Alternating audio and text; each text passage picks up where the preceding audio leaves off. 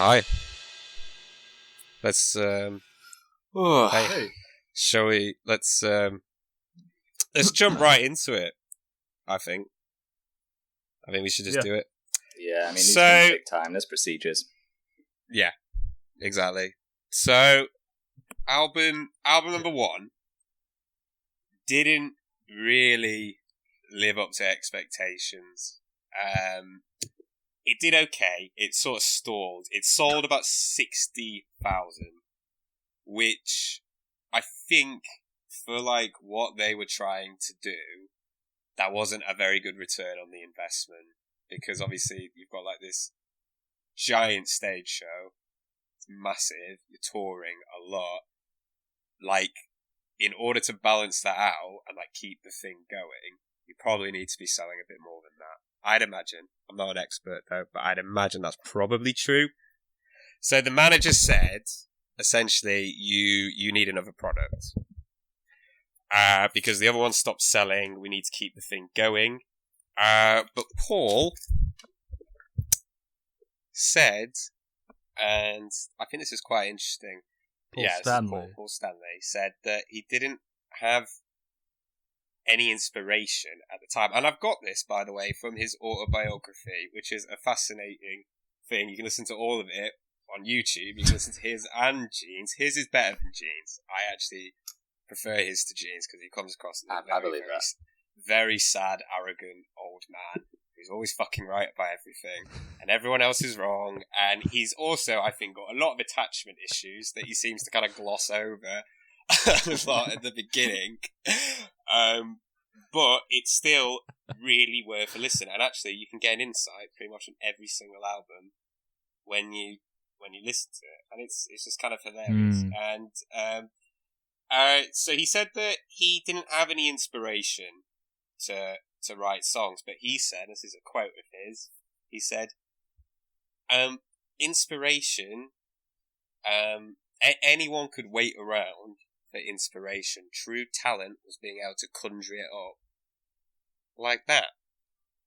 And I think that's quite interesting because he's not on this album that much. Like, I mean, look, yeah, I don't want to jump the gun on the discussion, but where is Paul on this album? He's not on it, and not many writing credits. 5 writing credits I've got. 3 he actually sung. But then it gets a bit confused after that, because he's kind of saying, well, true talent is just being able to conjure it up. But then most of these songs, and this is according to Gene as well, are like leftovers. They're not like the they're not like the first choice. Do you know what I mean? They said quite a few were leftovers, and some they made in the studio at the time, but they were never properly demoed, which again I think sort of explains how a lot of the album came out. What your that does explain. Yeah. So what's your thoughts on that? I think it shows. I didn't know that going. I knew it was like rushed. But the idea that they're all almost, you're making it sound like it's a B-sides album, and it certainly comes across it that like way. It. I'd say so as well. Yeah, he also said, sorry, I'm kind of with you guys that going into this album I was quite like hyped for it, but then when I saw this was made only 6 months or released only 6 months after the first album, it makes a lot of sense what you're saying, that it's just a lot of B-sides thrown together or stuff they just kind of whittled together while touring. It was the same year. It was in the same year. I think as well the third one might have been released in the same year as well. Absolutely insane. But there you go. You need return on your investments. So there you go. They said that they wanted to remedy some of the problems on the first album. According to Paul, they wanted it to be heavier, and he says they wanted to record it hot, which meant distortion. I don't really know what that means. I don't know what recording something hot actually means, like at all. But he said that the problems with doing that was there was a horrible distortion noise on all of the instruments. Now, I don't really want to get into the production on this album, but whatever recording something, whatever, Really? not yet, but whatever recording something hot is, right, clearly not the way to go. That was not a good approach at all. I mean, again, I don't know if we want to get into it now, but I mean, if they... I guess you could say there's heavy and there's heavy. In one way, this album certainly is heavier in certain ways. It's a heavier album. In a way, like, I mean, if by hot they meant like deep frying the guitars, then yeah, I can believe that, because it just sounds like it was recorded in a crisp packet. It's like so like horrendous. So they didn't. He said it was an unpleasant distortion on all of the instruments. A lot of the songs were leftovers. They were sort of done without demoing, which makes sense because it does sound like a demo. Ace wouldn't sing again, which I think it really is for the better, because he is the weak. Yeah, that's fine. The friction was beginning to show around this period. Paul felt that Gene was using the band as a vehicle for himself, and for whatever the reason, Gene didn't really share. Paul says, and this is from his autobiography, I think he's got a lot of issues, basically, is the impression that I get. He says he needed a sense of camaraderie, a support group, because it had been lacking in his upbringing. So he needed to, like, surround himself by, have a family. So he decided to pick, like, a complete narcissist, an alcoholic, and, like, an angry little Italian man that dresses like a cat.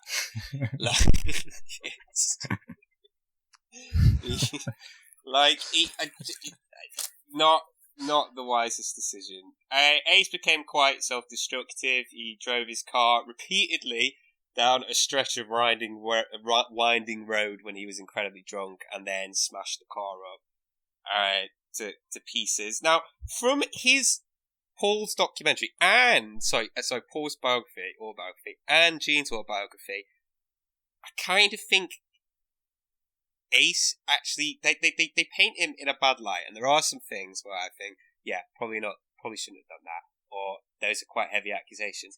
But for 90% of the time, he kind of sounds absolutely hilarious.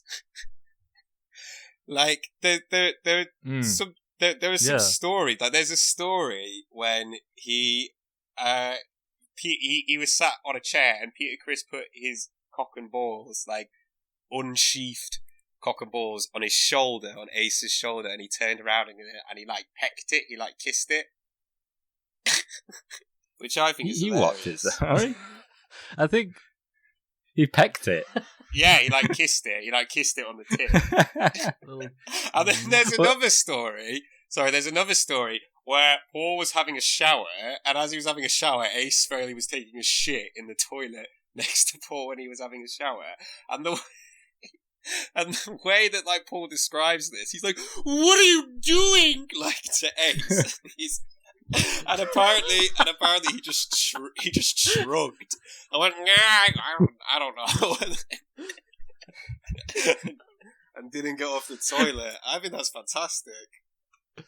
Well, from research I've done on this album, weren't they all just completely sloshed for like all of it? Like, which explains. I don't know if you guys seen the back of the cover. Have you? I know we looked at the front, but have you seen the back side of it? There's a story. Look at the pictures. Oh no!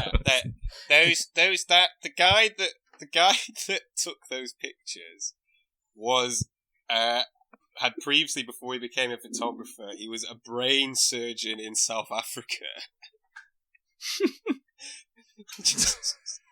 Really strange. In that picture, yeah, no, in that picture, they're all like that.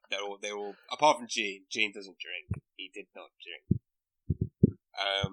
But yeah, there's there's a lot of interesting things. I mean, there were cracks beginning to show, because there were various other things as well. There was but I don't want to get into it too much, because obviously these sort of feed into some of the tracks that are on the album. But there were things like Peter wanted to do a drum solo in the song Strange Ways, and he did record one, but they all agreed it was absolutely terrible. But we can talk more about that in a bit. And he also said if he wasn't allowed to sing mainline, he would quit the band. This is kind of a pattern that he has, I think, according to both of them, that he would always give ultimatums for things. Gene's take is a bit different. He says that the biggest difference between the two records was there was a huge distance, and they weren't in New York, which is what they were used to. And the producers also have said that they felt that they weren't really.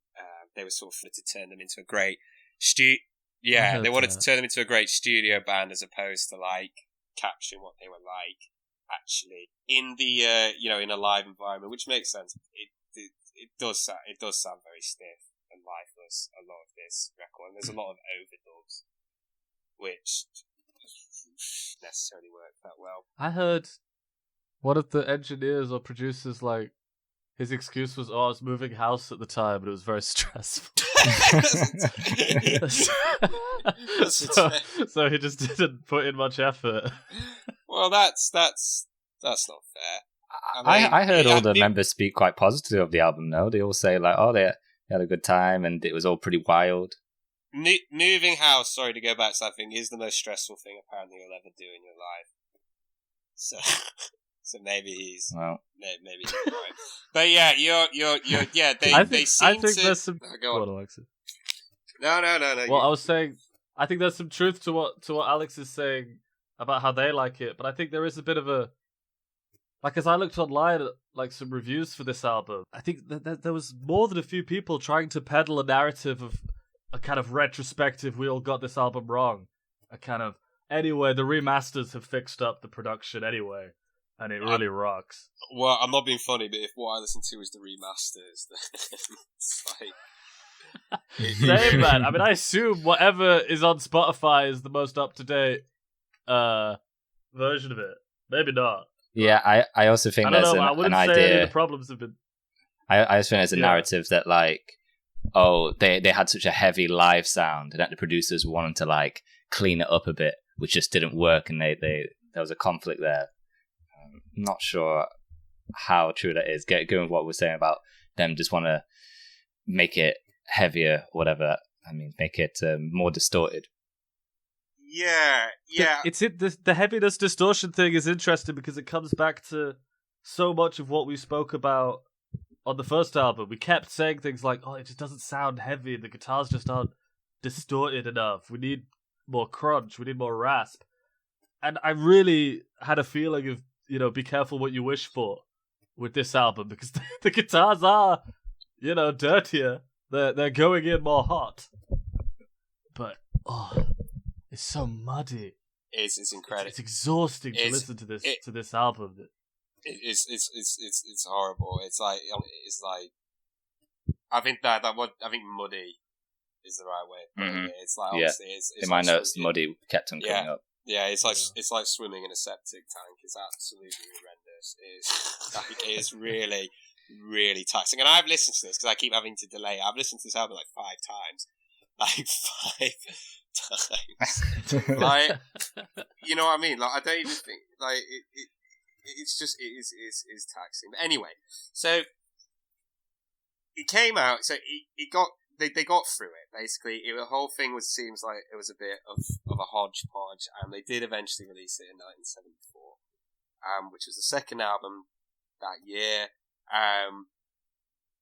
And I think it didn't do that. It peaked at number 100 on the chart, so it only just broke the top 100. So not a great success. It was not bad, obviously, by many standards, but it's still not great. And it's kind of viewed really as being like a darker album, apparently. I don't really understand that personally. In what sense? And I don't know, to be honest. I think a lot of the songs are a lot less leery and about girls, and I guess about other stuff.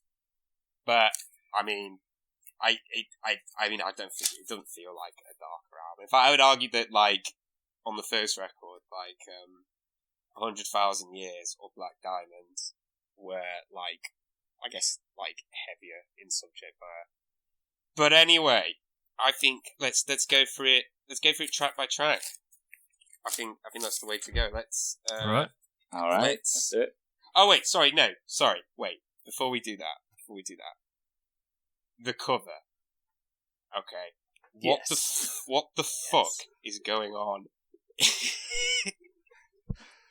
Like, it's a terrible picture of the actual central picture, of the members, or regardless of all the cack that's been put on top of it and around it. You don't like the little mountains put on either side? I don't know if they're mountains or that? smoke. I don't know what it is. I don't know if it's mountains. I don't know if it was smoke. That would sort of make sense because it's hotter than hell. But the actual picture of the four of them is horrible. It's not even a good quality picture. It's really high contrast. Yeah, you can't make out the faces. No, it's really high contrast, black and white. It looks like fucking analog horror. There's thumbs for no reason. There's little thumbs at the top corners that aren't even symmetrical. One of them's slightly more cropped out than the other. There is no composition whatsoever. It is one of the most symmetrically displeasing things I've ever looked at in my fucking life. The image of the four members isn't even in the center.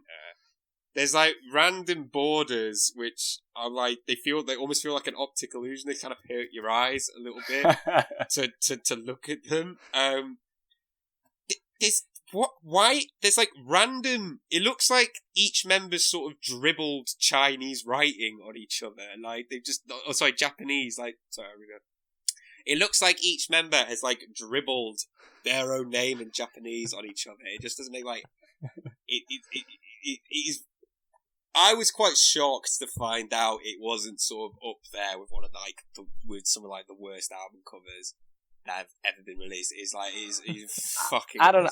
I'm gonna push back a little bit on this. I think if you're a 14-year-old in 1974 and you see this album, you're gonna want to listen to it. I think whoa, there's so again, this is a time where we're thinking. Kiss are projecting this image of we're rock and roll and stuff, and you see this album cover and you see the back, and you're expecting a heavy fucking album. Whether or not it is actually that, but I think the back is hilarious. I don't know, I quite like it, guys. Daddy, what do you think?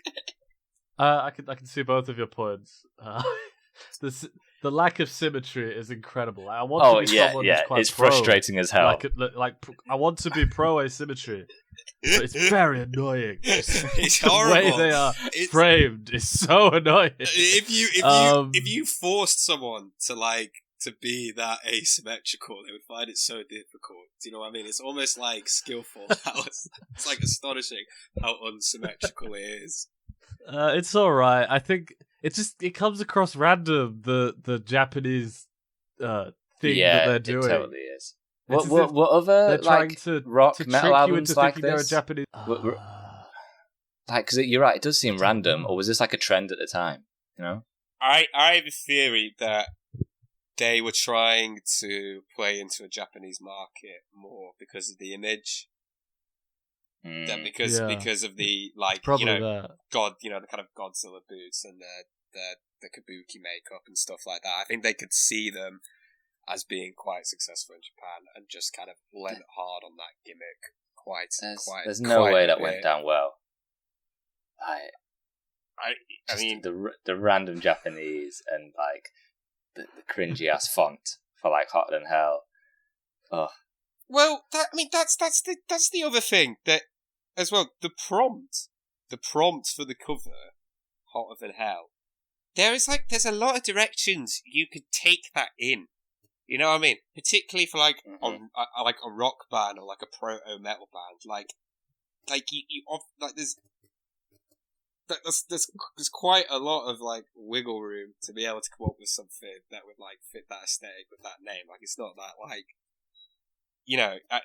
but however, I think that maybe because the previous album didn't sell as well as they wanted it to, that they just didn't have the budget for it.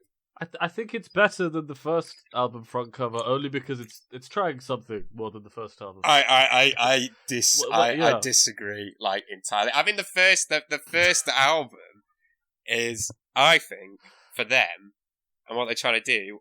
I think that's one of the better things actually about that album is that it's just the members. Let me look it up again. It's like a good mission statement of like the band, where it's like these are our image. This is us. Is it like if you saw that in a record shop and you could just see them like the cover and the members at the time, you'd probably be quite drawn to it. Like it's to me, it's just kind of like it's quite simple. It's effective. It would reel you in. The main selling point of the band is the makeup, and and I feel that kind of encapsulates. I hear you. That's true. But I just think I'm looking at the first album's front cover now. There's something off about the vibe, man. I don't. The vibes that they're all giving are very different. Yeah, it feels like yeah. Maybe it's that. Like they all got a different memo. Yeah, it feels like maybe you bumped into them in an alleyway somewhere. Yeah, and they're all just sort of looking at you. Again, I'm wary of overpraising Hotter Than Hell as an album front cover. It's a fucking mess of a front cover. But there's some ambition to it. There's some ambition to that. That's my feeling of it. Yeah, it's an absolute mess, but I like that they were trying something, and especially the back. Oh my god, Alexei, you're right. Like these fucking borders. It's so random. There's like a border with like lines on it, and then there's a little tiny purple one, and then there's a rainbow one. And then there's a grey circle. I don't know why. No, I don't know why. Like, at least when they got to like the thumbs, did no one go like, "Oh yeah, better leave it there"? Actually, I think that's it's a lot now, guys. It's like, no, we need more. We need it to look more confusing than it already is. Yeah. Like, it's baffling. It's hard. It's hard to look at. It's a bit like looking at an MC Escher painting or something like that. You're just like, where am I meant to look? Where does it start? Where does it begin? It's just so fucking off-putting. It's so fucking off-putting. If it was like a Frank Zappa album, I'd be like, well, he probably did that on purpose. But it's just fucking hell, mental, absolutely mental, abysmal. Overall. To be honest with you, my feelings towards this as an album, I haven't really got much to say about, apart from like the production is terrible, and the just boring mid-tempo rock songs. That's it. I've tried when going over it to try and look past the production. And it is hard because, again, I bring it back to what we kept saying on the first album is that we need it to be heavier. And they gave us, I will call it heavier, it's because the guitars are more distorted. There's a simple way to define that. Of course, there is more than that. But it's just so muddy and messy that it's very hard to just critique it on the merits of the songwriting. But I've tried to look at it and it's still got a lot of problems, even in that way. Yeah, I think it's a very disappointing follow-up from the first album, because, well, we were saying with the first album, like, with all the problems it has, at least there's sort of with the last few tracks, it's getting a bit heavier, and hopefully in the future we could see a bit more of that side from them. Yeah. But all the momentum from that is completely gone within the first few tracks, and it feels rushed. And kind of quickly thrown together. Yeah, in many ways. Yeah, I agree with basically all of that. I think it seems rushed. I think that it feels like a lot of the songs. I think it's kind of a hard one to describe, but I feel that a lot of the playing as well lacks so much energy. Like, it's very, very lethargic, and there are times when it feels like almost that they're even slightly out of time at certain points. A lot of the transitions feel very, very forced and tacked on. Well, can we jump straight into the first track, because that's exactly how I feel about Got to Choose. Yeah, I can go more into it later. But yeah, I'd say that so Got to Choose, track one. Again, bad bad production. The riff, the main riff is just, I feels really sloppy and dull. It all just feels like too slow. But I mean, like uncannily too slow. A bit slow for an opener, especially as an opener. I know, because when you've got very plodding. When you've got Strutter on the first album as well, which is one of the better songs on the album. In fact, that album has got 3 good songs on it. Right, and Strutter is basically Strutter is basically one of them. And it comes in, you've got the drum fill, like bum bum bum bum bum bum, and you're like, oh yeah, you know, we're going off with sort of like a bang, you know what I mean? And then when this comes in, it feels like it's coming in staggering. Do you know what I mean? It's coming in kind of like it's just not very exciting. It's not an exciting opener. The riffs go nowhere. Like, they just keep on going and just stuff happening all the time, but there's no momentum to it, like you're saying. No, it's not as well. And also the main riff as itself... Go on, Alexei, go on. No, I was just saying the guitars, they feel weirdly busy. Like, they're kind of, like they're trying to, like, put, like, 3 riffs into one riff, because it goes... And it's just like, you know, walk it back a bit. Take out, you know, like 1 or 2, you know, two things.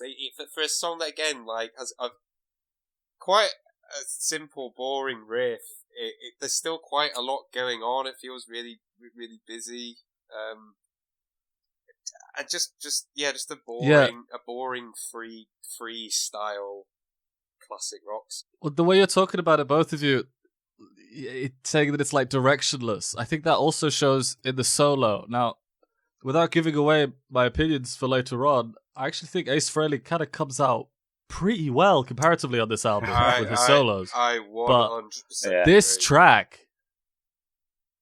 track is not one of them, because it's got this like directionless bends. It's just bending around, and it's mixed very poorly. It does not sound like it's part of the same track. No, I agree. Which is a shame. I mean, as a whole, it's got a sort of, you know, I can vibe with a bit of classic rock charm with that sort of slow riff, but again, it just doesn't go anywhere. Like what have you said? It doesn't go anywhere.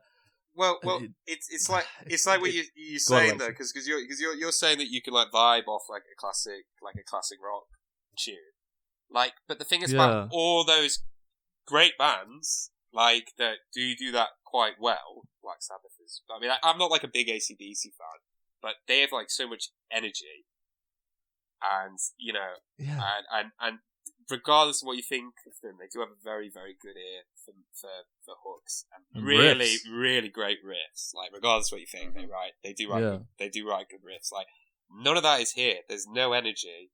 It's completely lifeless. It's stiff. It's sloppy. It's just not great. That's just it. But like literally, my last note is not much to say. It's just not great. And also, the falsetto in the chorus is completely fucking drowned in the mix. It's so weak. It's weak. It's so weak. Got to choose. It's like you got to choose. It's Alvin and the Chipmunks. Like it. Also, they don't sound like they're in tune with each other. Like it's obviously he's done 2 takes. They don't sound in time or in tune with each other. Man, in the outro, the "Who's your baby?" someone is off. I don't know who it is. Someone is absolutely flat. Also, and they're trying to make it such a powerful bit. The "Who's your baby?" Someone is so out. What about you, Alex? And also the lyricism, man. Like the that's exactly what I was going to go into the whole thing. This whole first track sounds like the first draft of what could be an okay song, and in everything we were saying, where the production, like the pacing, the guitar solo, but even what you're saying, Danny, the lyrics are so half-assed.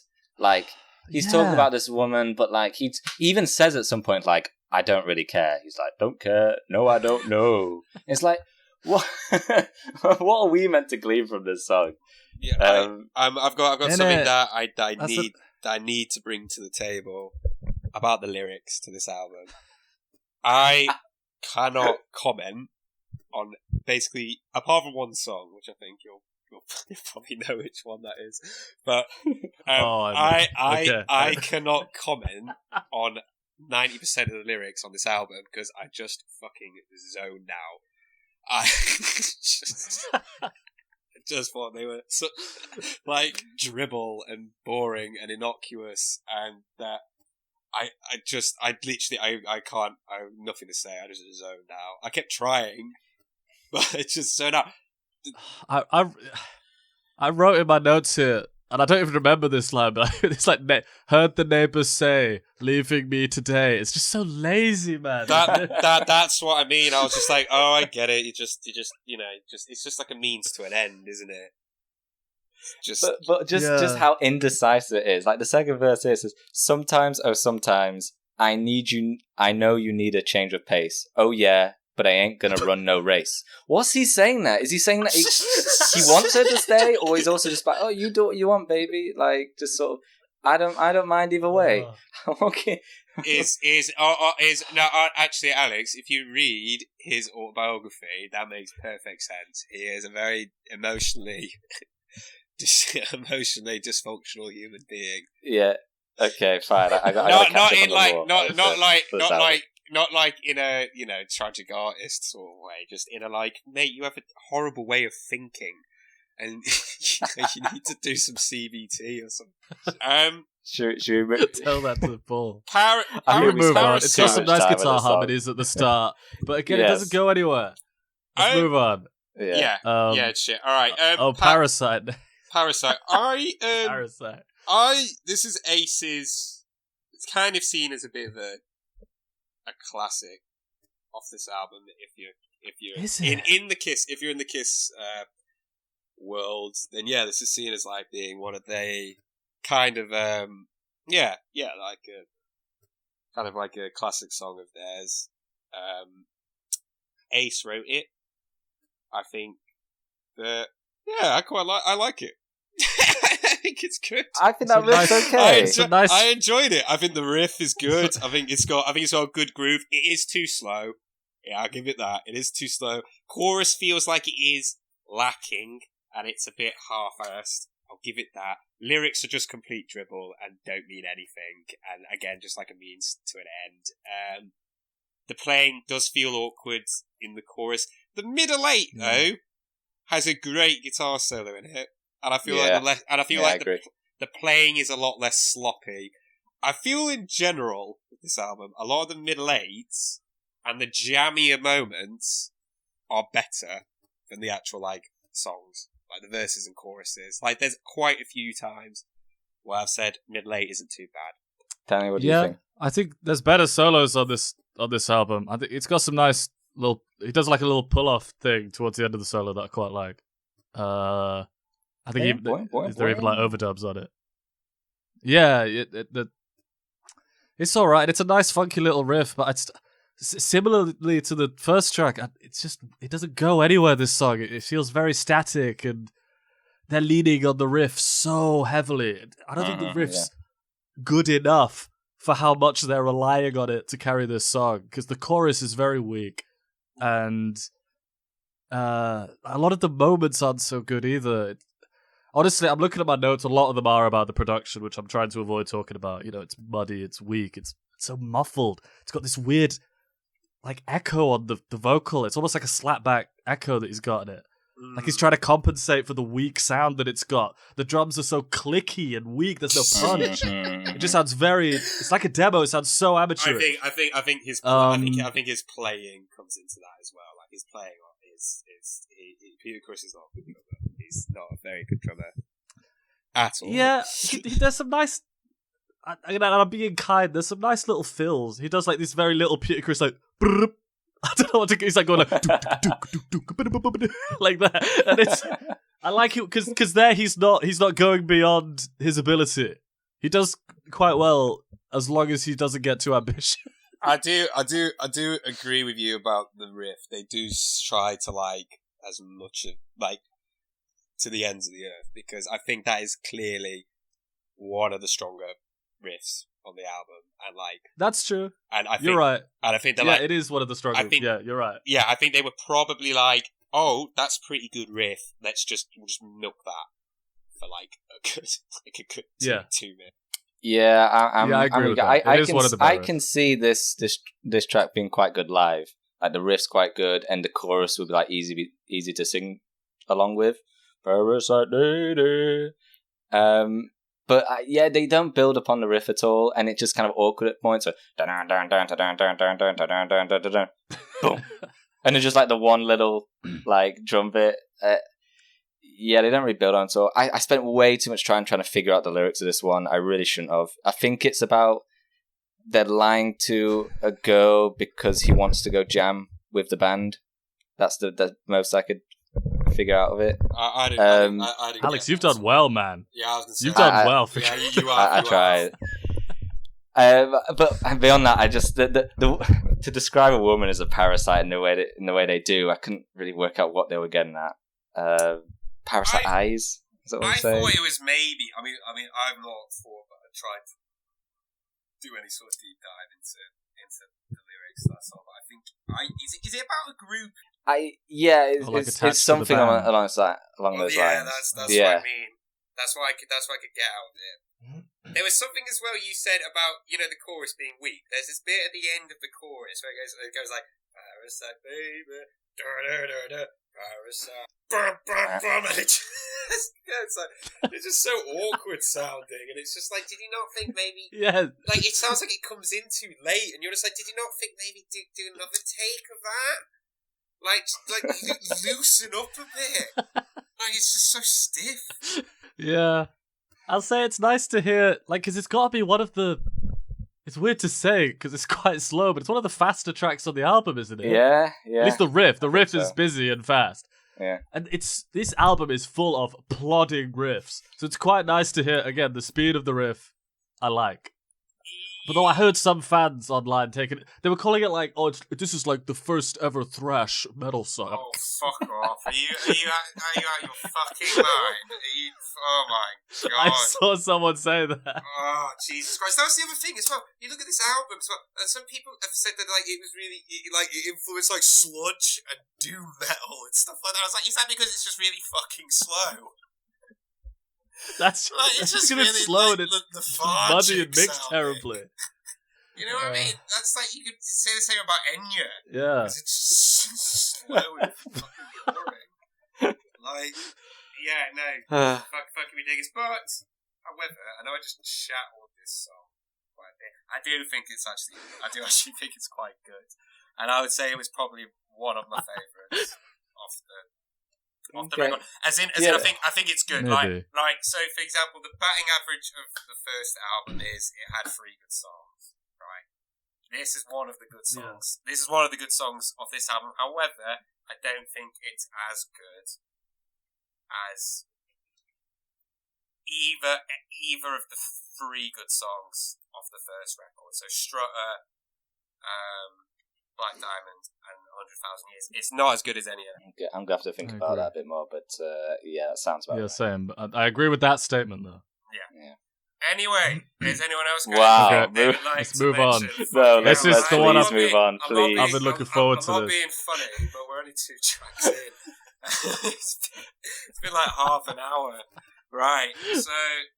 Yo, but this track, I cannot wait. This is what the fuck is this? Like, this is the most mind-blowing thing of the album. Shocking. Absolutely. It takes a turn. Shocking. It's harmless before this. Shocking. This is, first of all, this is Gene's favourite song he has ever written. And to be honest with you, I'm being serious. Fuck off. That cannot be true. Yeah, no, it is. He said it's his favourite song that he ever wrote when that he's ever done with the band, which I think can be summed up in one lyric. Why that is. So this song's called "Going Blind." There is, I'm calling it now. Let's talk about that lyric. Let's do music first. Which one, Alexei? Let's do Which one are you talking about? Which? But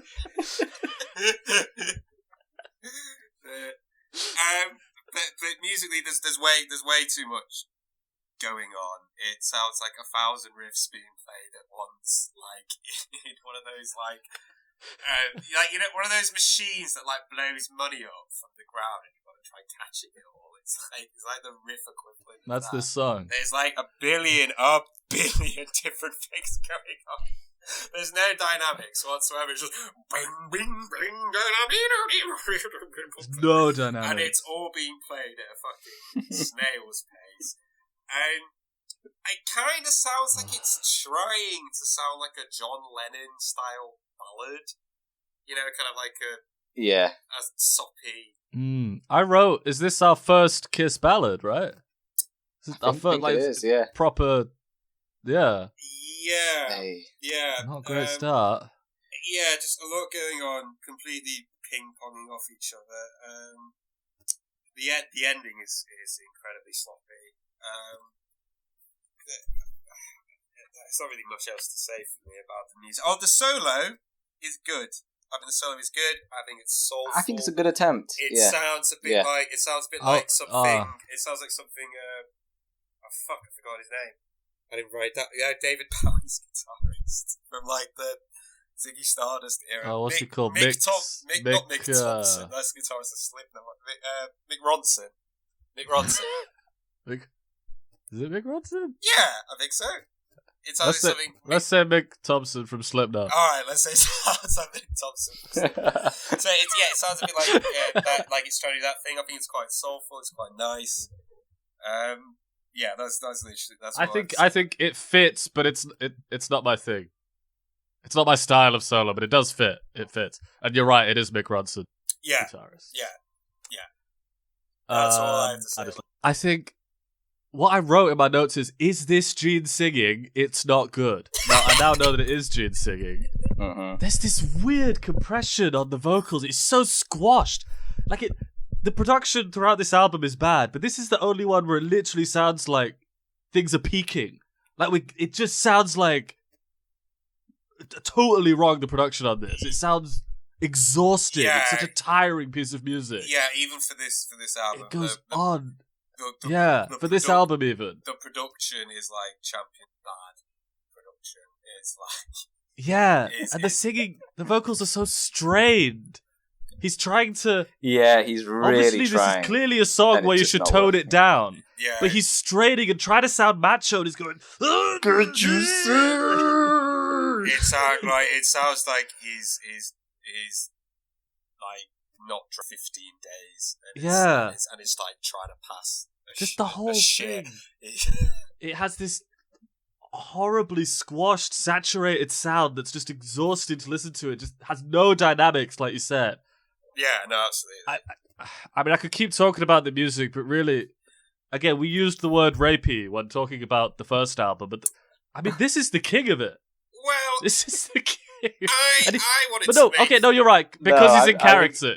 Because he's in character, I know what you're gonna say. Right, so, but you know what's even worse though is he's trying to be clever. He's trying to be clever, and that's what I hate about it. He thinks this is such a smart narrative, and it's just what? What? You've just described a situation. There's nothing interesting about the story or the narrative, other than you said a creepy thing.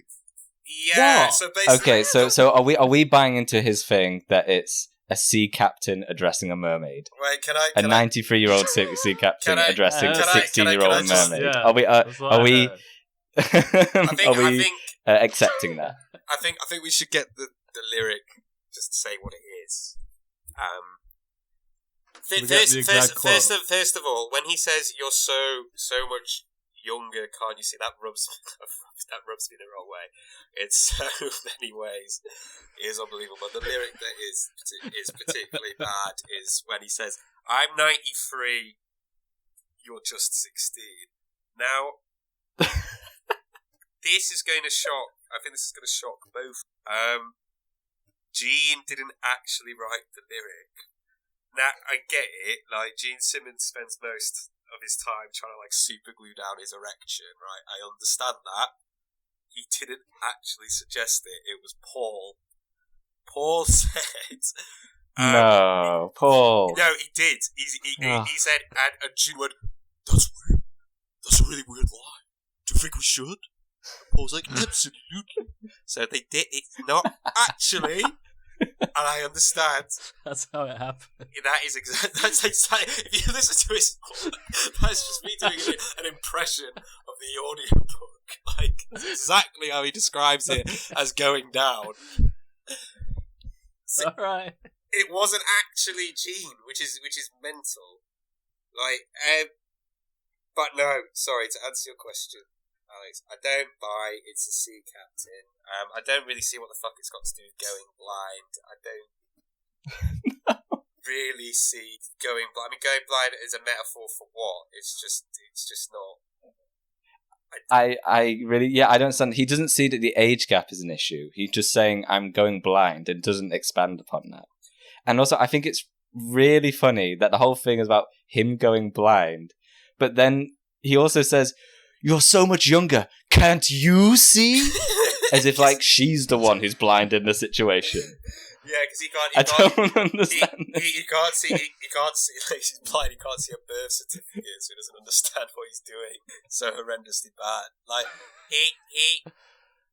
It's like, just such a. Why is there such early songwriter song? Why is there such a big age gap? It's such an absurd, nonsensical, massive age gap. Like 93.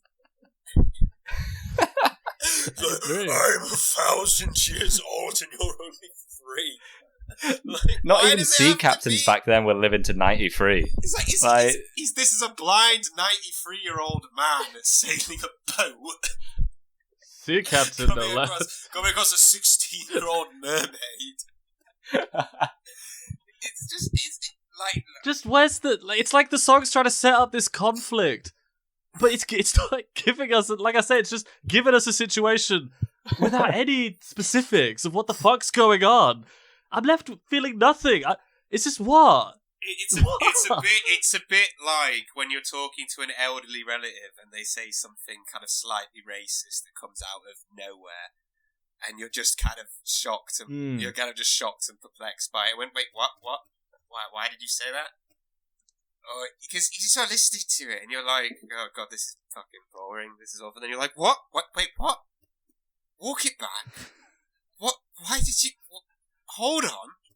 It's just... I've done. I think I've said my piece on this song. It's a boring song. Hey, this is the even outside of the. It's not even shocking enough to interest me. It's just boring. That's what I mean. That's what I mean by like the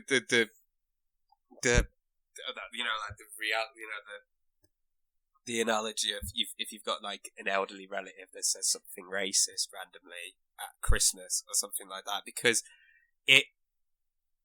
I don't necessarily think that like in songwriting a sort of Lolita style writing a song about a Lolita style relationship, isn't without artistic merit. Like you could, create something that's quite interesting. Or if you're describing a situation or a dynamic or stuff like that, just with most things, like there's context, and it's not like, any idea can be done sort of, Sure. Yeah, can be done but sort I of don't want interesting. Kiss to do it. But then it just comes out of fucking nowhere, and you're just like, what? Yeah, that's what I mean. It's random. It's not just like setting it up, you know what I mean? Like I know like the police have written about stuff like that and things like that, but it just comes out of nowhere and just hits you with a fucking sledgehammer. Like I could have done without that, to be honest. Weird, like they write all these songs about being adversarial towards women, basically, and just talking about women, and like what we said on the first time, and it's all like, this girl, she's like this, and like all these songs about that, and then suddenly they're like, oh, we've got the serious song, and it's about a 93-year-old who's in love with a 16-year-old. It's so weird the way that they're going about, the way that they're choosing their subject matters. Yeah, it's not in the context of that like band. That's the serious time.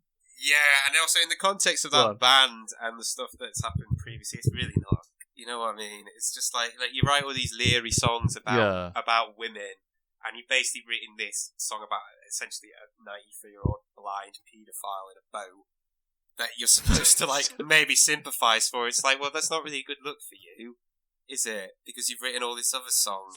It's like they were like, Well, guys, we gotta write a serious song now. We gotta do a ballad. Let's tone it down with the leering at women, and let's be serious and like, predation, sexual predation, sexual predation. Is that what you mean? Is that what you mean? What do you mean serious? Well, don't worry, because on the next track we go back to the original stuff, the classics. Yeah, This is the most like the first album. Yeah, I guess. Yeah, I would like to say just one last thing. I feel that in general, this album is a lot less leery than the album previously, and doesn't seem to have this kind of leery hatred towards women for just kind of either reject, like this kind of incel worldview. It doesn't have that. However, in one lyric, they managed to just completely shit all over that and be like, well, our kind of leery, predatory lyrics, we'll just kind of spaff it in one song and sort of leave it. But, moving on, Hotter Than Hell, this is Poor Paul is back. I don't think his vocals are up to his usual standards. I can't really explain why. They really lack punch or rasp that he does quite well. It's probably one of the better ones, but the drums sound stiff and awkward. They sound quite pensive. I think in general, actually, the drums sound terrible universally on this album, but they also don't sound consistent. They don't sound consistent. They sound different from one track to another. Like on some songs, like they sound quite boomy or trying to sound quite boomy with some reverb. Other times they sound kind of dry and tinny. The bass sort of grumbles underneath. There's this horrible noise that sounds like a toilet flushing that goes into the middle eight. I think it's like some like phaser or something. It just sounds horrendous. It's like a little. There's like a sci-fi. Yeah. That's so like getting too big for your boots. That they really like. Yeah, it's trying to sound epic. They're not ready to start experimenting with that. Yeah, it's trying to sound epic. They haven't earned it. Yeah, it's trying to sound like almost like a pick scrape going into the chorus, and it's just kind of like that's like it's so underwhelming. It's unbelievable. However, I'd say that the middle eight, again, the jammy sort of solo and the outro are all right in general. Yeah, the jammier moments are better. I think the solo section's all good. I like the layering, and it fits his style well. This song in general fits Ace's style well. I mean, he's like I said, he's coming through so much better on this album. He's even got like a little mini solo after the first chorus, which I think he kills. Yeah, I agree. What do you think? Yeah, I think after the last few tracks, like this one was actually kind of like a breath of fresh air. Like it was sort of like, okay, they're going back to what they're good at or what they're better at, especially with Stanley's vocals. I still think there's so much room for improvement. I think like the chorus, I think is a bit lacking, like especially at the backing vocals. Like they're so weak. I can see this one doing well live. Yeah. I read somewhere that they're going for like a Sabbath kind of riff, like a Black Sabbath riff for this one, but I don't really hear it. It sounds like Free. Oh, it doesn't sound like Sabbath. It sounds like All Right Now. I've got a quote from Paul Stanley here saying, "I don't know how to end it, so I came up with this riff. It was kind of like a Black Sabbath riff, and we tacked that on." Absolute bollocks. What is he talking about? He's fucking mental. He's out of his fucking mind. If it was Free, I'd be like, yeah, Free, I'd buy that. Sounds like Free. A lot of this is trying to sound like... That is so telling. Free.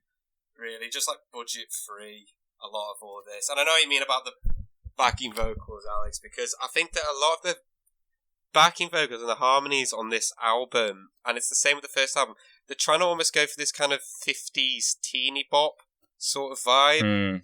That's what it feels like, and it just completely takes the edge out of everything.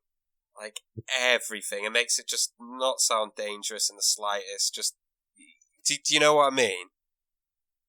Yeah. It's once again, it's bringing us back to what we said a lot last time, which is the disconnect between their sound and their image. Yeah. I think, Alexei, you said something like that, their unwillingness to live up to their image with their sound. Because, again, but it's so... I wonder if it's not even as intentional as we think, because the fact that he said that he was trying to do a Black Sabbath thing at the end there. I quite like the riff at the end. I think it's one of the stronger parts of the album, but Black Sabbath. I can't. The power chord, maybe the power chordy thing that. I guess. Okay, yeah, but, if it's as vague as that, yeah, you're right. But, I guess it's that. But it's just sort of riffy and power chordy. Well, yeah, I mean, but also like Sabbath, they had like Geezer Book were like quite inspired a lot by jazz, and there was a really kind of jazzy slinkiness to their vibe. Like there was quite a kind of free forming, loose kind of jamming vibe, particularly on the first two just Black Sabbath, so like different. Sabbath. This is like the complete opposite. This is feels so stiff and mechanic, and I quite like even the cowbell on this track. But do you have much cowbell in Black Sabbath? no, fuck all. Also, I mean that's the other thing about the fucking. That's the other thing about the fucking cowbell on this record. There is so much cowbell.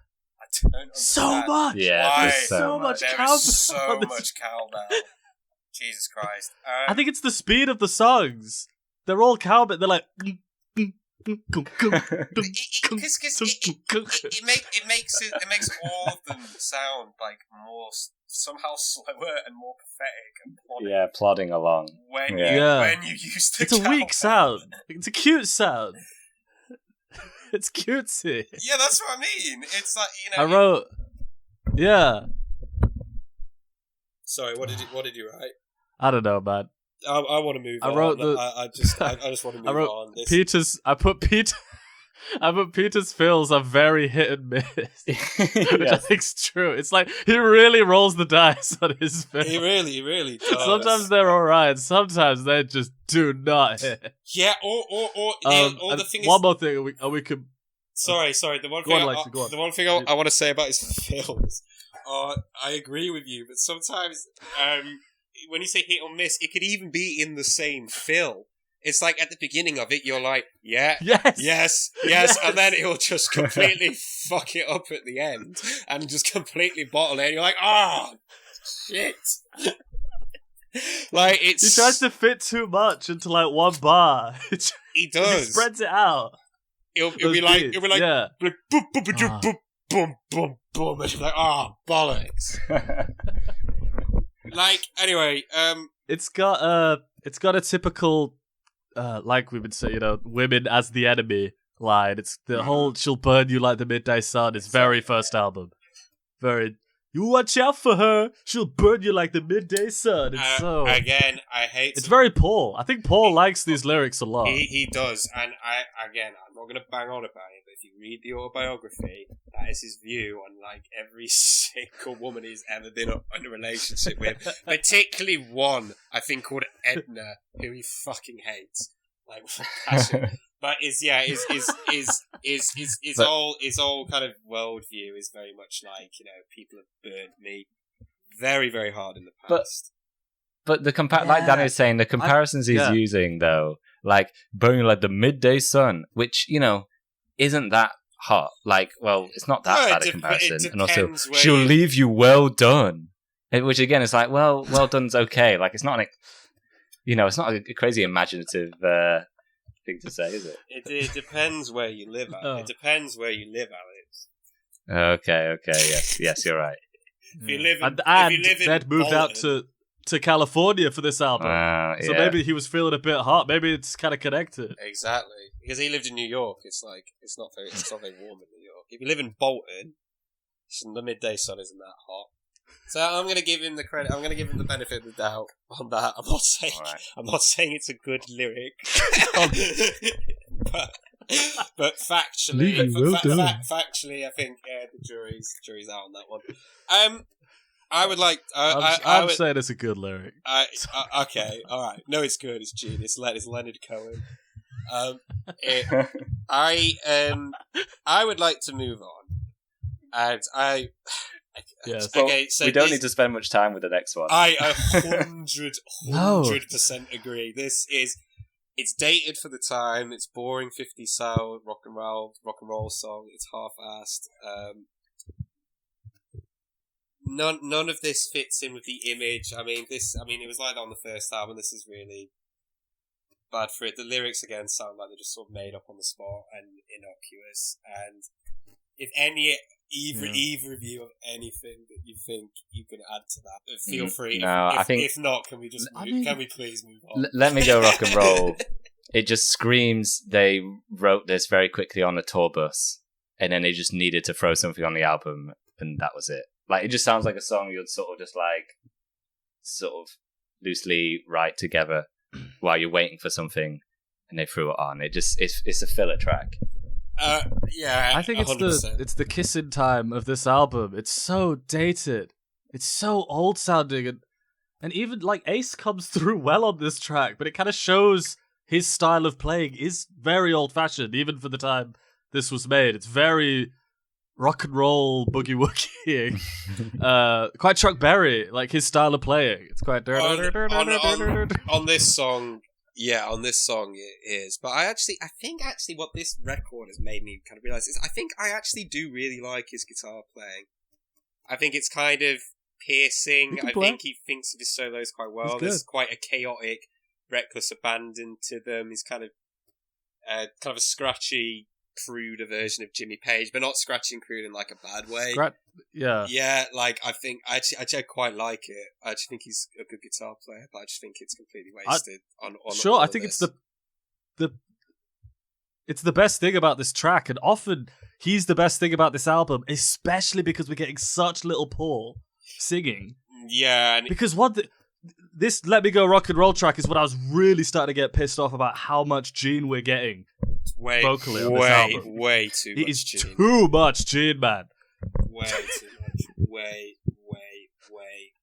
too much Gene. And also, I mean, we'll get onto this. We'll get onto this more later as well. Not enough Peter. Not enough Peter either. I think vocally, not drumming. Singing, absolutely. I agree. Not drumming. Like there's way too much Peter Chris drumming, and he's the thing about when you're saying that he is a good guitar player, and he is a good guitar player.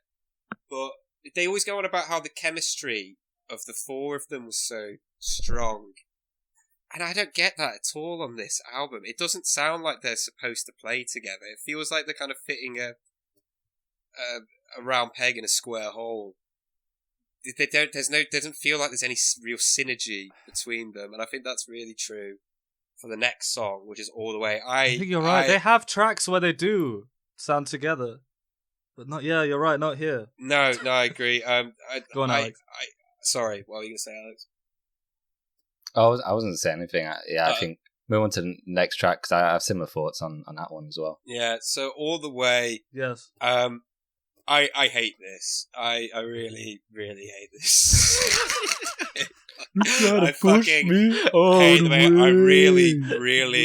I would really, really, really not want to know what All the Way means, what he's referring to. I bet it's just fucking horrible. But again, there's this voice that like counts it in, and then it just is completely anticlimactic. It's like, you know, if you listen to Balls on Parade by Rage Against the Machine, it intros in like a similar way. I think, oh wait, or does it? No, it doesn't. I'm thinking of a live cover that Denzel Curry does. I don't know. You know what I mean? When there's a song where there's a guy shouting at the beginning, right? They go like, 1, 2, 3, 4. You think, yeah, it's gonna fucking boot off, and this just comes in with the most live. More cowbell, and then more fucking cowbell, and this riff, which is, I think, by far is one of the worst guitar riffs I think I've just ever heard. Flat out, it's completely directionless. Again, plodding. I don't understand how anyone could like jam to this or get lost in this. It feels like the turnarounds and the transitions all feel out of time. Peter Criss feels incredibly sloppy, and I don't know how it could be out of time when it's so slow.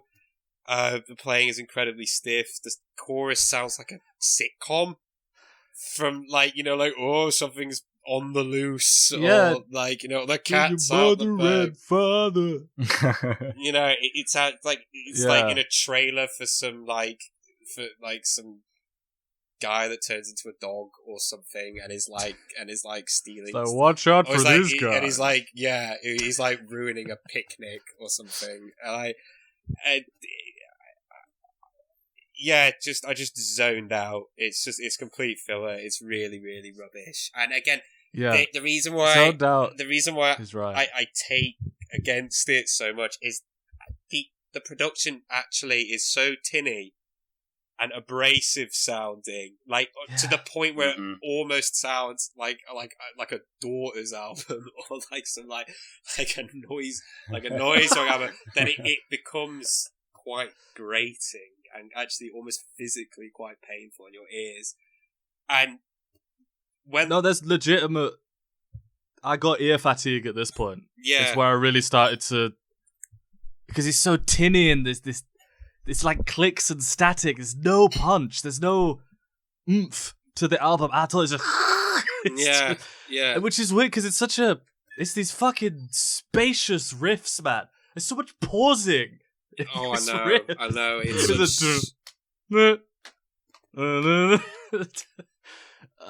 yeah. I don't know. I think the guitar solo is good. But I like many tracks on this album. But a good track.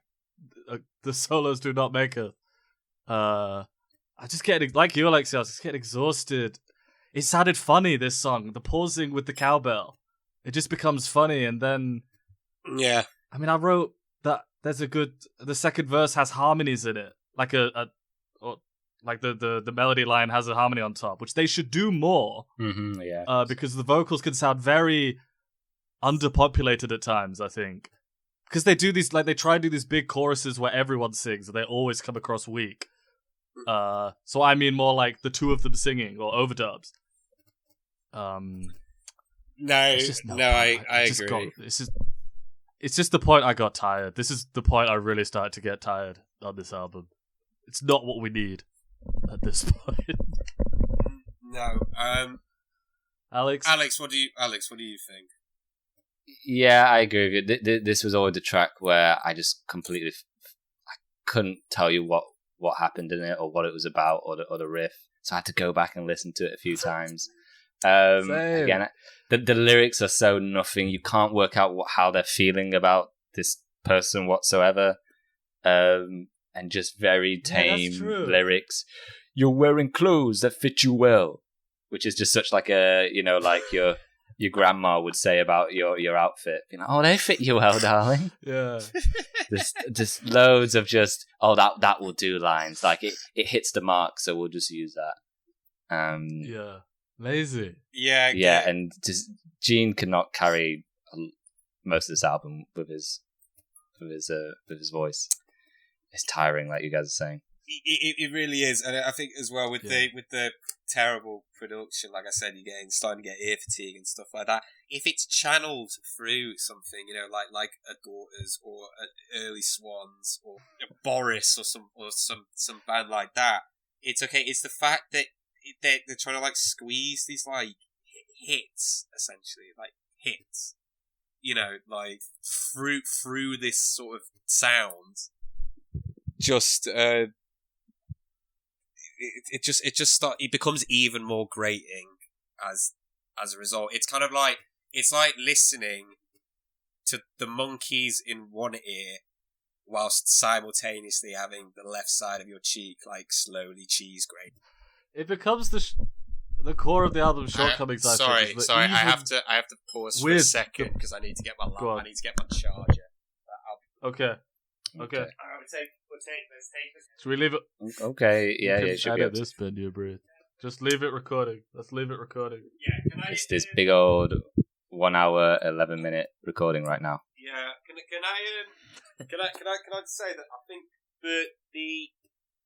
we're kind of in a bit of a groove of we're sort of like in a bit of a groove of I talk first about the track Danny and then Alex. I think can we stick to that?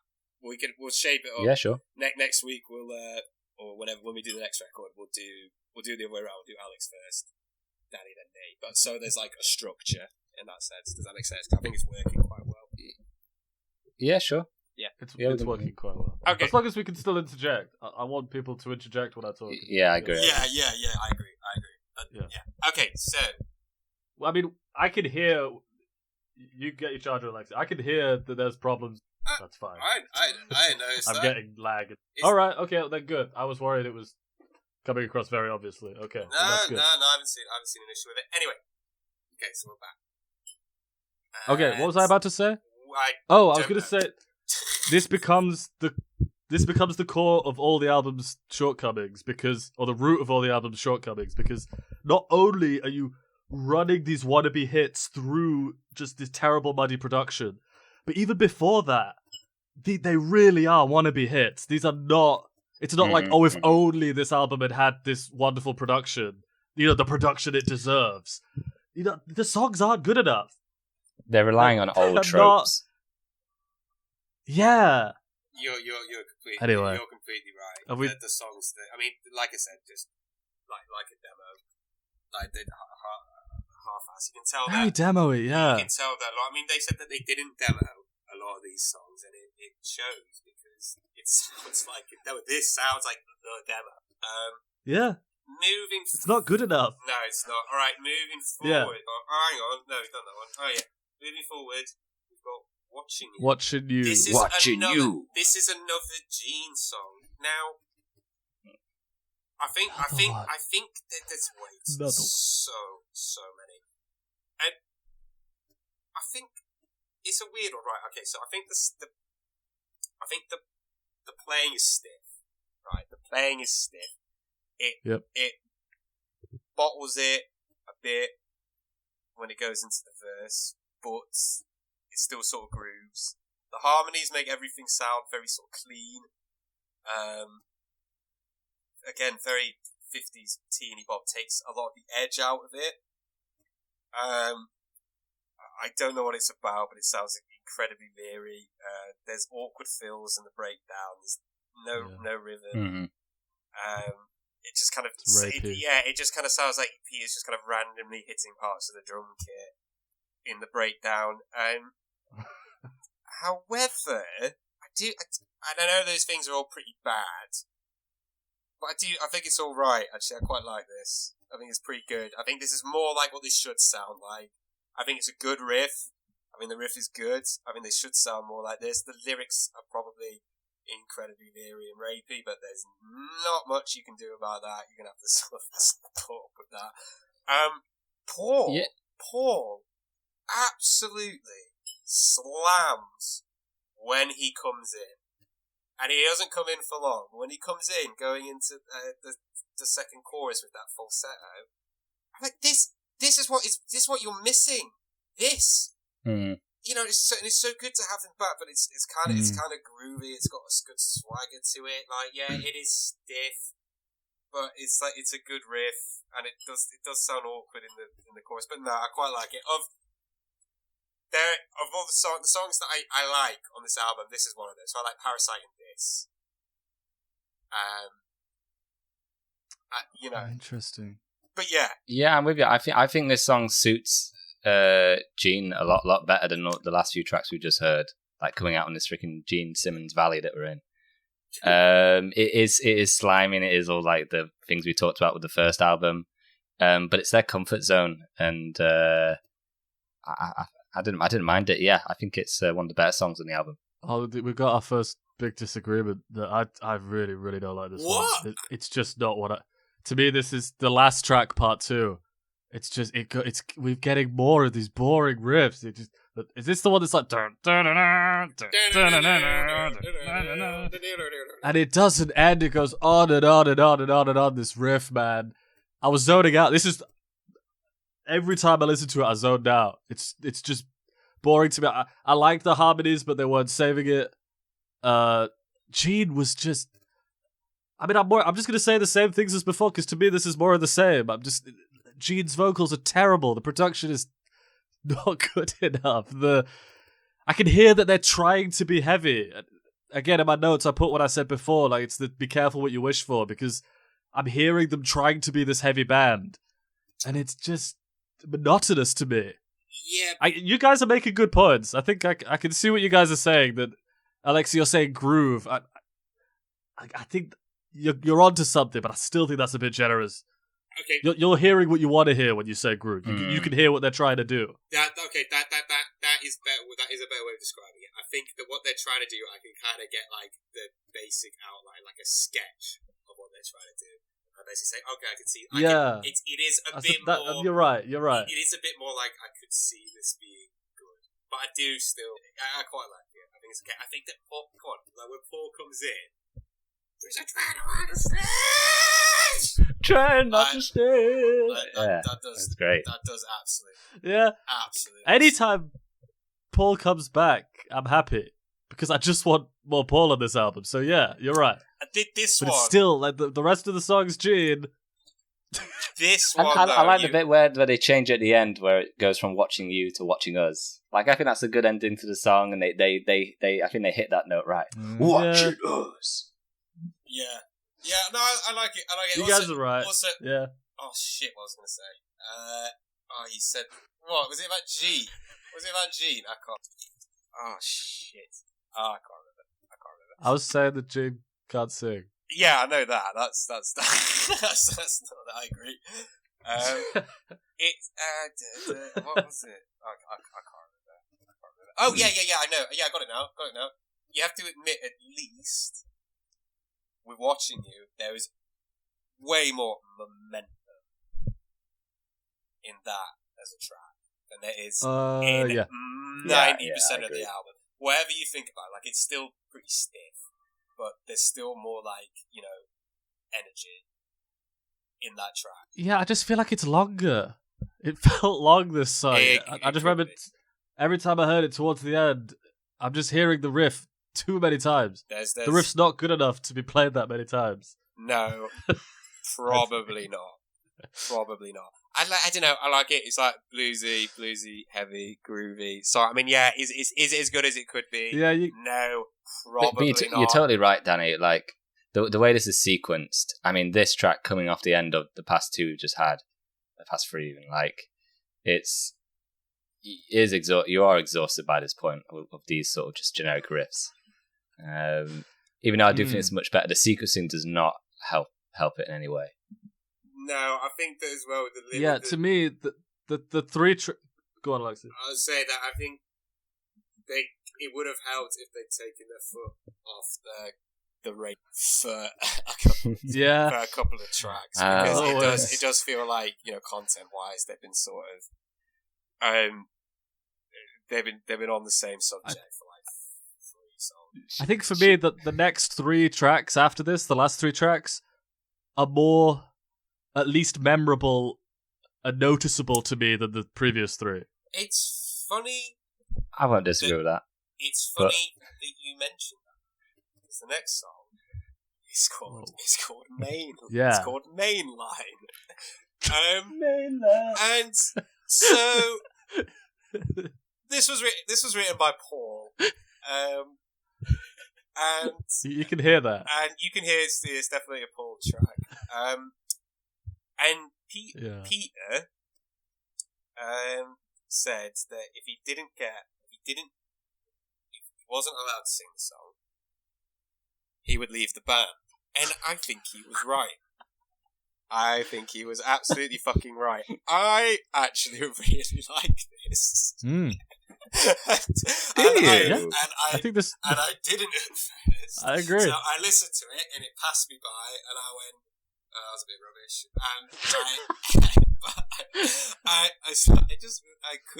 I started humming it to myself, and I just couldn't stop. I could not get it out of my head. Yeah. I could not get it out of my head.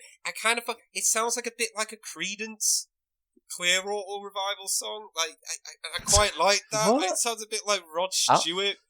Rod Stewart immediately came to mind. Rod Stewart's right. Yeah, it does sound like Rod Stewart. I think Peter sings it really, really well. And actually, I think this is something that the same with Ace Frehley's guitar playing. I think something I noticed is I actually really like Peter Criss's voice. I think he's got a nice raspy. Yeah, he's got a bit of character to his voice, He- doesn't he? yeah, he's got probably one of the most It's so unique much voices. better than Gene. It's way better than Gene's. Way better than Gene's. There are some really strange decisions. Like there's a bit where Peter switches between the snare and the tom during the chorus. So instead of it going like boom, it goes like boom, boom, boom, boom, and it just completely takes like all the momentum out of the song. Like, but Yeah. and don't get me wrong, like they shouldn't sound like this. This is not when you pick up the album, you look at the image. You don't want them to sound like this, but it's all right. Good it's point. Pretty. Yeah. It's pretty You're right. That's the thing about this song. good. Yeah. It's all right.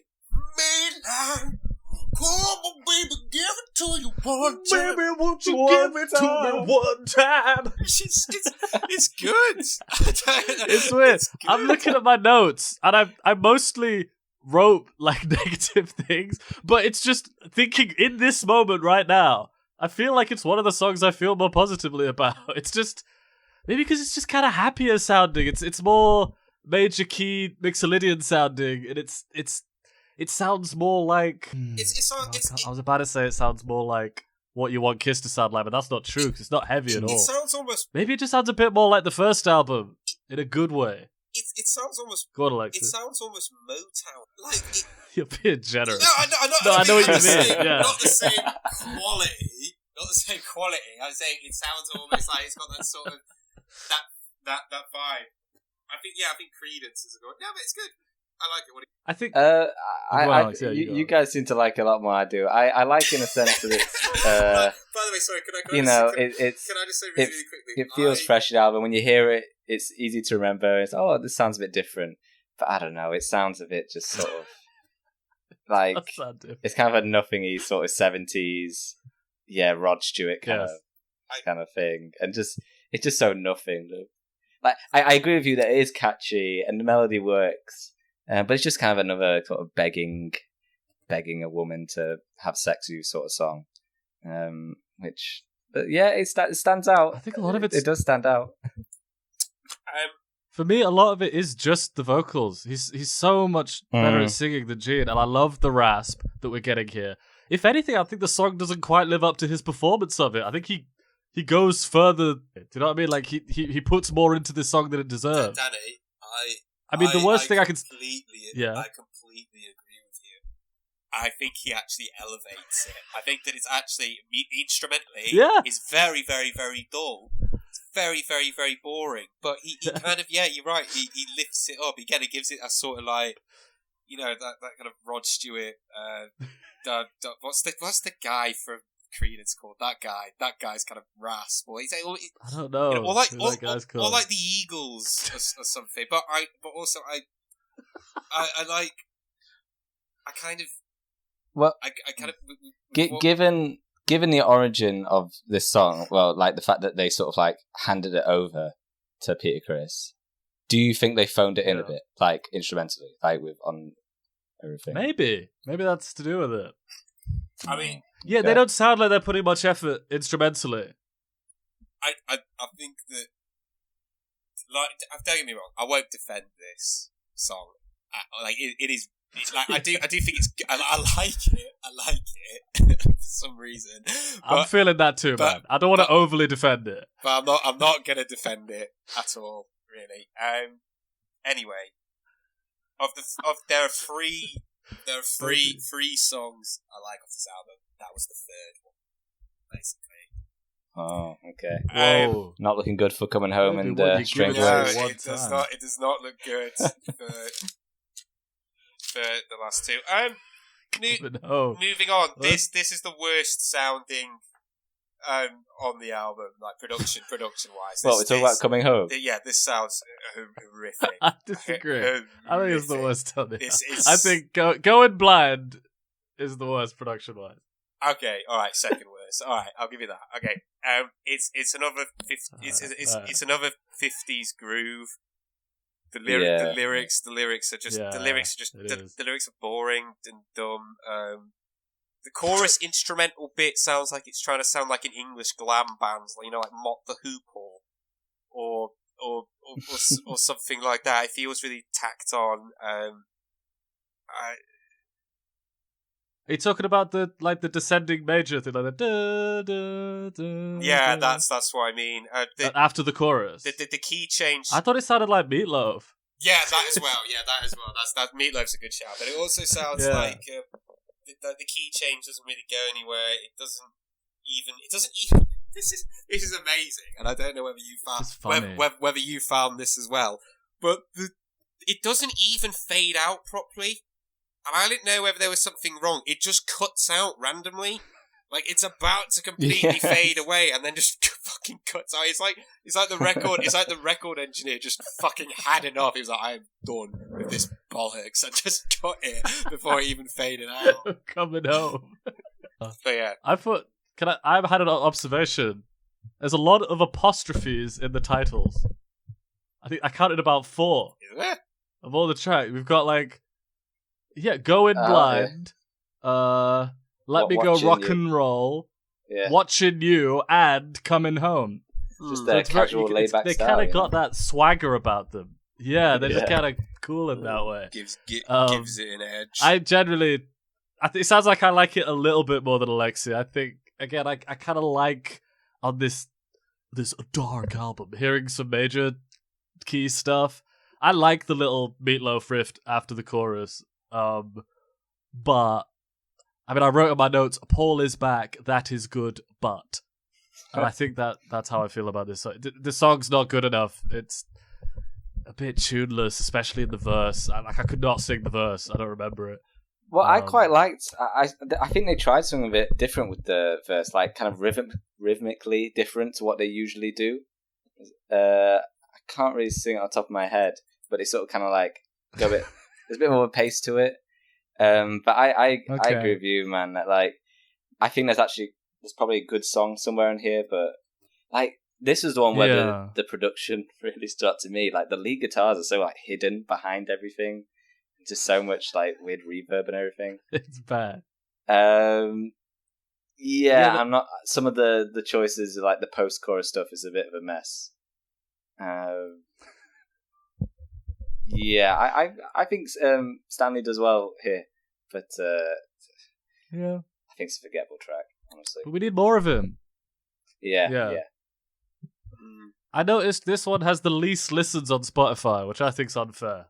I think there's songs that deserve that much more than this. What has the most listens? Is it what has the most listens? Is the title track, right? Is it Parasite or the title track? It's got to be the title track. Yeah, it's hot and hell. Yeah. Anyway. Okay. Anyway. Anyway. Let's move on because one more track because I'm not gonna lie. This is just giving me a headache. Like it's just like I'm not being funny, but we're chatting on Discord, right? And the sounds of your voices in my ears, the tinny sounds of your voices, sounds is more pleasant to listen to than a lot of the production. Oh, I thought you were talking. Anyway. Strange way. So this is Ace again. His it's his back. It's his second it's his second solo writing credit, as in wrote the whole song. He also has a co-writing credit on I think it's Coming Home, previous song he co-wrote with Paul. This is very, very boring. This is just really boring, and I quite like Peter's voice, and I do think he elevates it, but I just think it's so plodding. But even for this album, the level of just plod is just off the chain, and they want it to be the most exciting band on earth. They say in interviews a lot that we want it to be the band no one ever saw, you know what I mean? Really, really shock people and change people. And this is just so boring. And I know it's meant to kind of have a sort of swagger to it, but it really just, it's got about as much swagger as Harold Bishop from Neighbours. It's just, it's so slow, and compared to Black Diamond, which ends the last album, it really is a pathetic closer. The transitions again are very clumsy. The solo is great. The solo's good, but it's not really enough to save it. It's trying to have an epic ending, where I think it's Gene tries to kind of hold Strange Days like right at the end, but it just falls completely flat and doesn't feel like it warrants that ending. This is just boring. Very, very, very dull. An incredibly weak closer. I don't know what they were generally putting a closer on. Yeah. I also, like I was telling you when they were recording this, Peter wanted to put a drum solo in it. That would have been a really, really, really not just a drum solo. A 7-minute drum solo. Is 7 no minutes. Way. 7 minutes. Like, I don't know if. No, I disagree. That would have been sick. 7 minutes. 7 minutes. I don't think he's got the physicality to play drums for 7 minutes. Like, let alone do a solo on one track. Like it would have been a really, really bad idea. Like, it would have been a really, really bad idea, but I would have liked to have heard it. Probably just to hear how absolutely I can hear it in my head, man.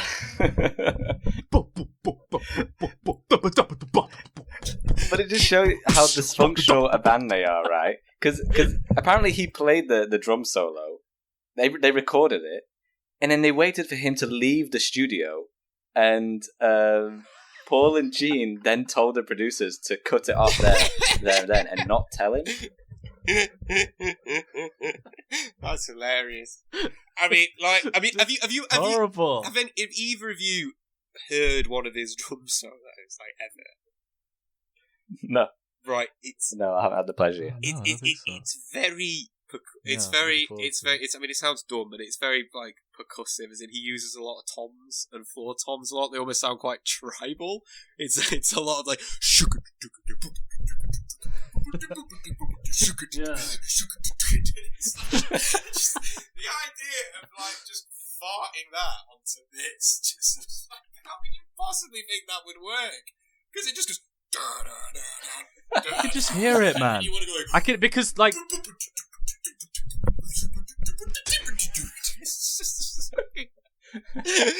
The sound of the drums, especially on this track, and I mean throughout the album, but especially on this track, are really bad. I literally just wrote in my notes, the fuck is wrong with these drums? It's just like the EQ is so narrow. It's like a telephone, the drums on this track. There's no frequential scope to the drums here at all. Yeah. And it's just another pausey fucking riff. All these pausing riffs. Yeah. The chorus is one of my least favourite on the album. I just think, and it brings me back again, this track, to the whole, like, yeah, they dialed in heavier tones. They succeeded in giving us what we wanted in that regards. But they gave nothing else to back it up. They didn't write the songs to back up the guitar tones, and the mix especially didn't back it up either. I think even the solo, man, Alexei, you're right. But I think it's more just that they do that weird, is it like a sort of weird phasey effect that they do over the guitar. And the solo's quite good, but like he might as well be on solo, I thought. Because it's just, a solo's as good as its rhythm section often. And there's no connection, there's no synergy between the solo and the rhythm section. He's just kind of, noodling, and it sounds kind of cool. And they're doing the fun effect on the guitar. It's just, I think you said it, Alex. Just imagine ending your album with that track. Yeah, it definitely goes. It definitely with goes that, out with that, and the chorus as well, which just the straining on their voices when they do it. Strange ways. This is a really bad ending to an album. This album has a terrible opening and a terrible ending, and it even though that I think there are some okay points in this album, like those two combined make it such an ordeal to listen. Yeah, I agree. Yeah. I think it just goes out on such a low, like it just ends on such a like a whimper. Do you know what I mean? Mhm. Like, yeah, bad. Strange ways. Really, What did you say? Twisted Ways? No, Twisted Days, right? Twisted Days. Twisted Days. So, as No. a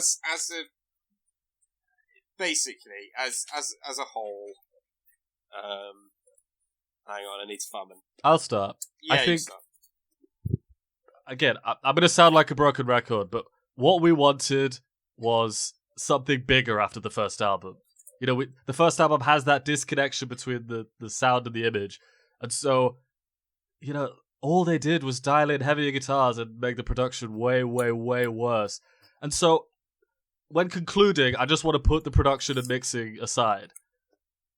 Even having done that, you've got these slow, plodding, incredibly unsexy and directionless songs that are the opposite of hype.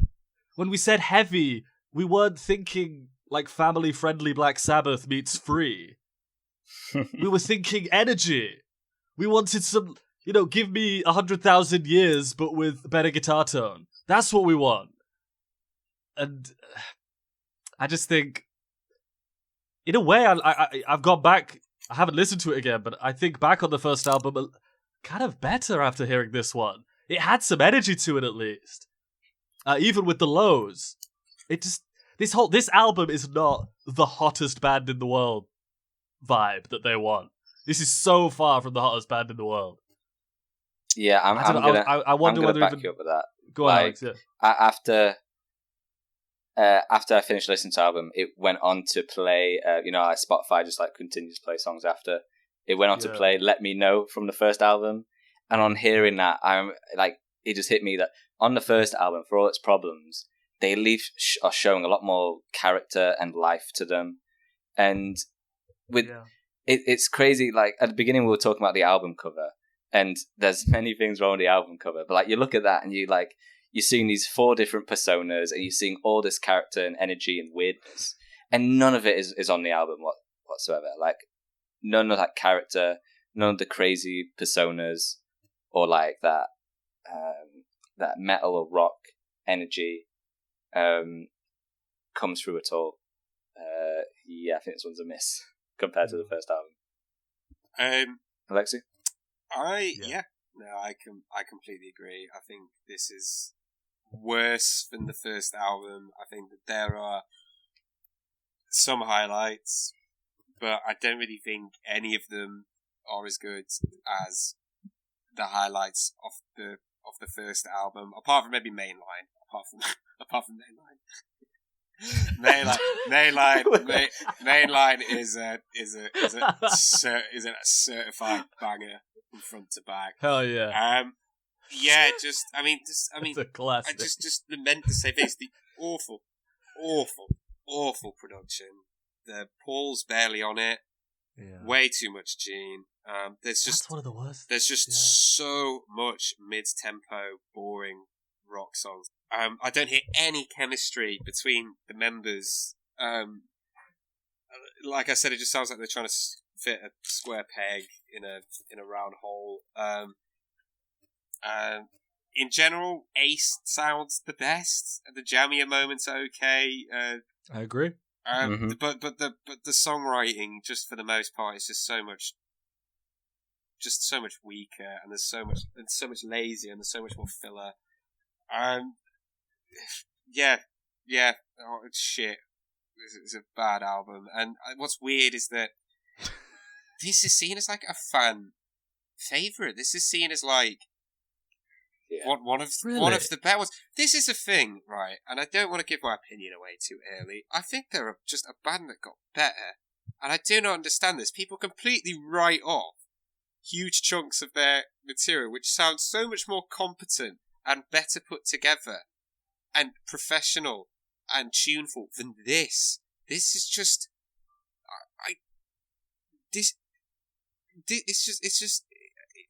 it's so amateurish and so badly put together and so lazy.